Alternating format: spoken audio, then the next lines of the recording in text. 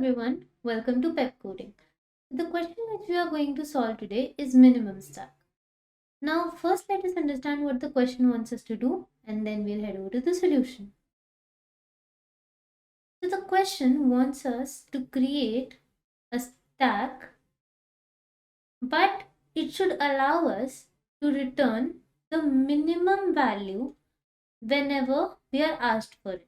Okay, so what we have to do is we have to create size, push, pop, top, and min functions. Let us discuss one by one what each function has to do for us. So the size function will return for us the number of elements. Okay. Push function should allow us to push a value to the stack. Pop function should allow us to remove a value from the stack. Top function should allow us to see the value which is present at the top of the stack. And min function should allow us to get the minimum value from the stack, but we have to do it in O of 1 time.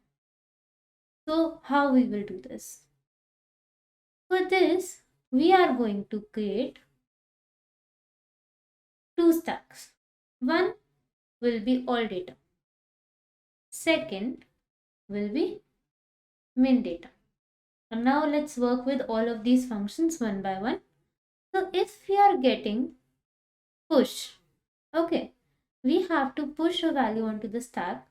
So all data is a stack which will have all the elements which are being entered by the user. Okay. So any function which we are applying will be applied to all data. That's not the same case with min data.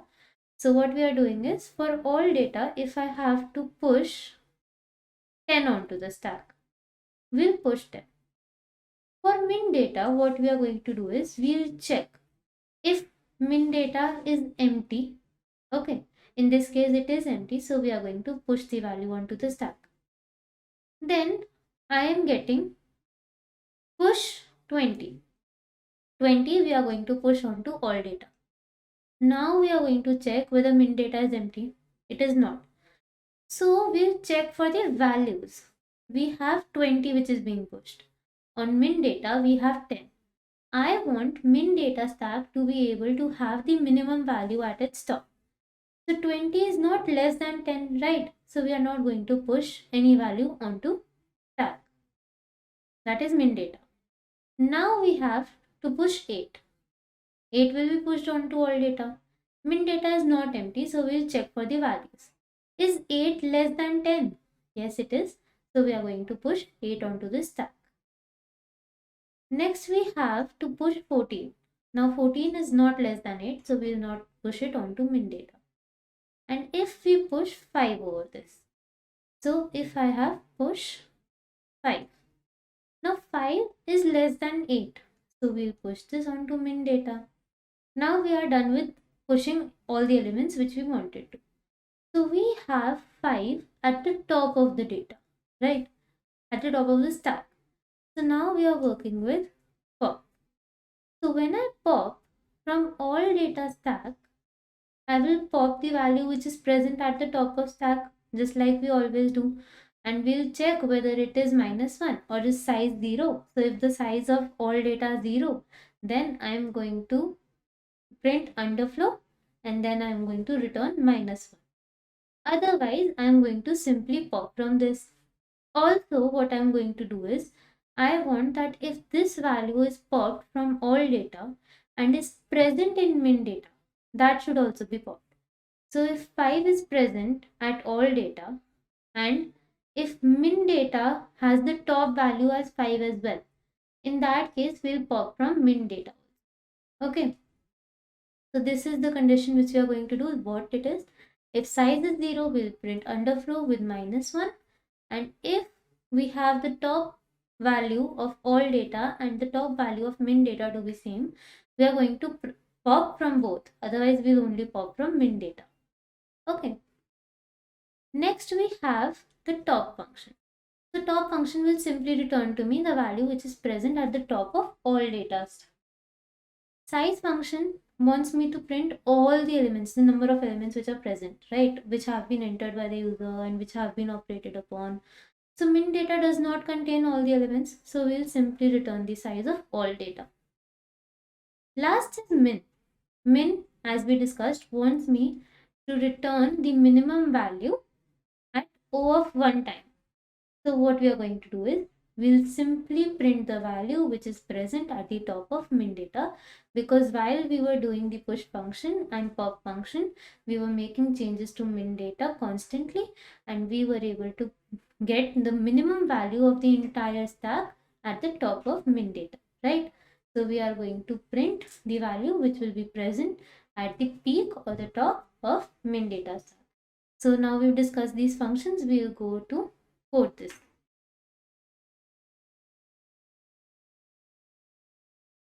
First we have the size function, right? So the size function, as we discussed, will simply return the size of all data, that is all data dot size. Okay. Then we have push function. When we are pushing, we will always push any data to all data stack. So we are going to simply push this value onto the stack. In case of min data, we'll check whether min data is empty, right? So if its size is equal to 0, 1 second, or the value at the peak of min data is greater than or equal to the value which we are getting, that is the value which we are receiving now is smaller, in these cases I am going to push on min data. So min data dot push value. Okay, so now the next function which we are going to work with is the pop function. For pop, we'll check whether the size is 0. If the size is 0, that means that there are no elements present on the stack. So we'll print stack underflow, right? So we are going to print that, and we are going to return -1. Next, we'll check that if the stack is not empty, in that case, we have to pop from all data, and we need to compare it with the top position of min data as well. So we'll store it in a variable which I called val, and I'll pop this value from all data. We'll check whether this value is equal to min data dot peak, that is the top position of min, right? And if it is, then I'm going to pop it from min data as well. And finally, we are going to return the value, right? So we are going to return value. Okay. Next, we have the top function. So for top function also, we'll check whether size is equal to 0. So I'll copy this from here. We will check this. Again, if size is 0, we are going to print underflow and return -1. Otherwise, I am going to simply return the peak value of all data, right? Okay. Finally, we are working with the min function. So in this case also, we are going to check whether the size is 0. If the size of all data is 0, automatically the size of min data will also be 0. So we are going to check. If size is 0, we are going to print underflow and we are going to return -. Otherwise, we are going to return the value which is lying at the top of min data. So this is how we worked with our functions. We were returning size, we were pushing values, popping, returning the top value as well as the minimum value. Now we are going to run this program.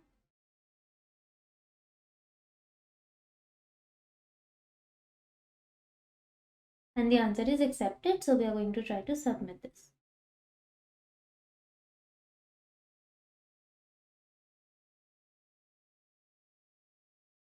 So this is the correct answer. So we discussed minimum stack. I hope you understood the question as well as solution. Thank you for watching. Please like, share and subscribe to the channel.